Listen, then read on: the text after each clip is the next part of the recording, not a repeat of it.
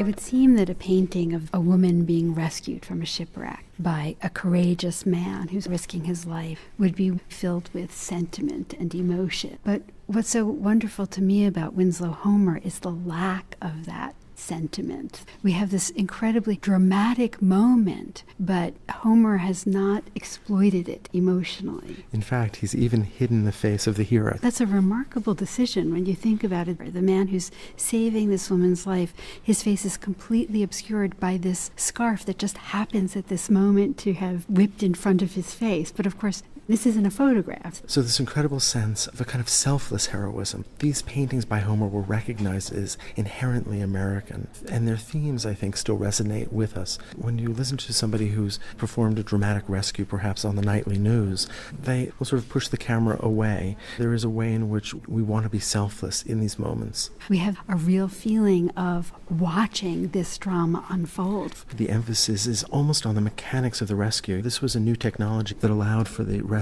of people from ships near the shore, and you can just make out the loose sail of billowing in the upper left corner, and you can see people who are watching the rescue on the rocks at the upper right. In fact, that rope bows down, and we can feel the weight of these figures as they skirt with their feet this terrifying surf.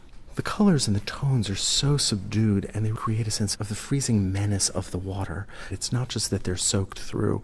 They don't have much time. That woman is unconscious and close to freezing to death. There is this real sense of urgency. So when we look at the water, we see grays and pale blues and tones of white and lots of different kinds of brushstrokes, from little dabs of paint that suggest the water spraying upward to longer strokes that suggest the force of the waves. I actually love that area just at the cliffs on the upper right. You can see the spray dissolving even those solid blacks. And if you look at the waves immediately below the cliffs, you can see the translucency where the wave is very thin and the light moves through it. Look at the man's right foot in the water. You feel it dragging, and the way it's slowing them down as they move along this pulley. There's a real sense of the particulars that make this seem so immediate. And I love the way that water drips from that cord. Somehow the paint seems wet, as though there were water spraying up from below, that the clothing that the figures are wearing is soaked through.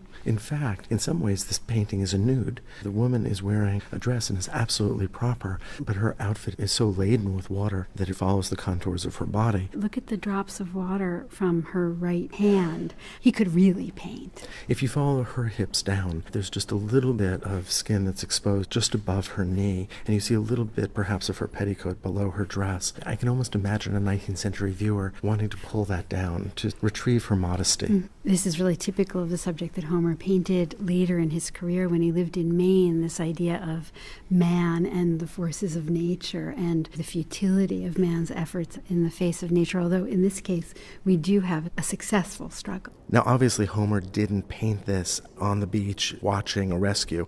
The painting is based loosely on a fairly recent rescue off the coast of New Jersey, but was actually posed in New York City, where he kept his studio even after he had moved to Prout's Neck. This was the studio building on West 10th Street. So imagine then his models up on the roof and him drenching them with water to make the effect just right. He was recognized as a brilliant painter in his own day. He was honored as the foremost American painter.